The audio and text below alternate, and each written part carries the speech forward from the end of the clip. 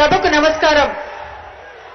వాలంటీర్ల వందనం కార్యక్రమానికి విచేసినటువంటి మన ప్రియతమ ముఖ్యమంత్రి వర్యులు శ్రీ వైఎస్ జగన్మోహన్ రెడ్డి గారికి, వేదికను అలంకరించినటువంటి పెద్దలకు మరియు విచేసినటువంటి మీ అందరికీ నా హృదయపూర్వక స్వాగతం తెలియజేసుకుంటూ, అన్నా మీరు ముఖ్యమంత్రిగా అయిన తరువాత దాదాపు 2,55,000 పైచిలకు వాలంటీర్లు గుర్తించి మన రాష్ట్ర ప్రజలకు వారి ద్వారా మీరు అందిస్తున్నటువంటి సేవలు ప్రపంచానికే ఆదర్శమన్నా. ఈరోజు చంద్రబాబు నాయుడు గారు చెప్పారు, బాబొస్తే జాబ్ వస్తుంది, ఇంటికొక ఉద్యోగం ఇస్తాను, నిరుద్యోగ భృతి ఇస్తాను అని చెప్పి మాట తప్పిన పరిస్థితులు మనందరికీ తెలుసన్నా.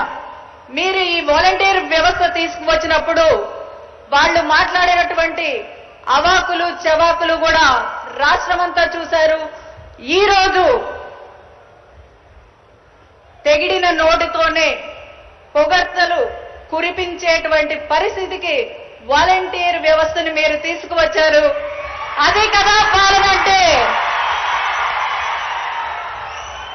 వాలంటీర్స్ నియమించినప్పుడు వాళ్ళని ఇంటి దగ్గరికి రానివ్వడానికే చాలా మంది సందేహపడితే, ఈరోజు వాలంటీర్ అంటే మా ఇంటి అమ్మాయి, మా ఇంటి అబ్బాయి సూర్యుడైనా పొద్దున్నే వస్తున్నాడో లేదో కానీ ఫస్ట్ తారీఖు కల్లా తెల్లవారుజామునే వాలంటీర్ వచ్చి మా ఇంటి తలుపు తట్టి ఈరోజు పెన్షన్ ఇస్తున్నారు అంటే అది కేవలం మీదయ్యే అన్నా. ఇప్పుడైతే కోవిడ్ రోజులు, లాక్డౌన్ రోజులు మనం మర్చిపోయాం కానీ ఆ రోజు ఇంట్లో వాళ్ళు ఒకళ్ళు పలకరించుకోవడానికే భయపడేటువంటి పరిస్థితుల్లో మరి వాళ్ళ కుటుంబాలను కూడా లెక్క చేయకుండా సేవలు అందించినటువంటి సైనికులు ఎవరన్నా ఉన్నారంటే అది వాలంటీర్లు మాత్రమే అని చెప్పుకోవడానికి మేము కూడా గర్వపడుతున్నామన్నా.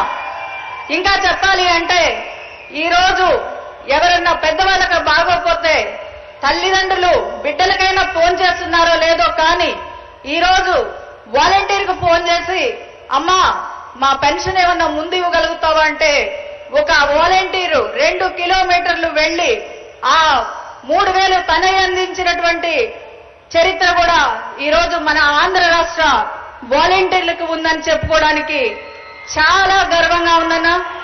మీరు ఇస్తున్నటువంటి, ఇంకా చెప్పాలి అంటే ఒక వాలంటీర్ని స్టేట్ కార్పొరేషన్ చైర్మన్ గా చేసినటువంటి ఘనత కూడా అది మీకే దక్కుతుందని చెప్పుకోవడానికి గర్వపడుతున్నామన్నా. మరి మీరు వాళ్ళ సేవలను ఇతోధికంగా పెంపొందించే విధంగా మీరు ఇస్తున్నటువంటి ఈ అవార్డులు వాళ్లకు ప్రోత్సాహకాలు ఒక మెడిసిన్ లాగా పనిచేస్తున్నాయని చెప్పడానికి కూడా ఏమాత్రం సందేహం లేదని తెలియజేసుకుంటానన్నా. ఇంకొకటన్నా, మన దేశం హరిత విప్లవం చూసింది, నీలి విప్లవం చూసింది, శ్వేత విప్లవం కూడా చూసింది.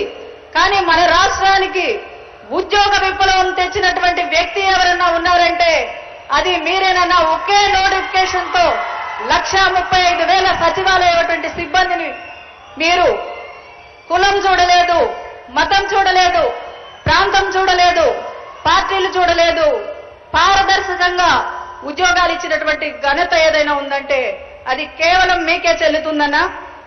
ఇంకా ఈరోజు మీరు కల్పించినటువంటి ఉద్యోగాలు ఎంత అని కేంద్రం చెప్పిన లెక్కలు 16 లక్షల మందికి ఈరోజు మన రాష్ట్రంలో ఉద్యోగాలు కల్పించబడి అన్న. ఈరోజు మరి రాజధాని ప్రాంతం అన్న గతంలో 1,000 రూపాయలు ఇచ్చారు. మీరు వచ్చిన తర్వాత దాన్ని 3,000 రూపాయలకు పెంచారన్నా. మీ దయతో దాన్ని 5,000 చేయమని పెద్ద మనసుతో అంగీకరించమని కోరుకుంటా ఉన్నానన్నా. ఈరోజు మన ఆంధ్ర రాష్ట్ర పేద ప్రజల గుండె చప్పుడు ఏమిటంటే దండాలయ్యా దండాలయ్యా మారాజై నువ్వు ఉండాలయ్యా. చివరిగా అన్న ఈ ప్రాంత ప్రజల కోరిక ఒక్కటి మనవి చేసుకుంటానున్నా. ఇక్కడ కార్మెల్ మాత కొండ ఉందన్న, దాని మీదకి ఘాట్ రోడ్ అడుగుతున్నారన్న. మీ దయతో మళ్ళీ మిమ్మల్ని ముఖ్యమంత్రిగా చేసుకొని మేము ఆ కోరిక తీర్చుకోవాలని కోరుకుంటూ ధన్యవాదాలు. Thank you so much madam. ఇప్పుడు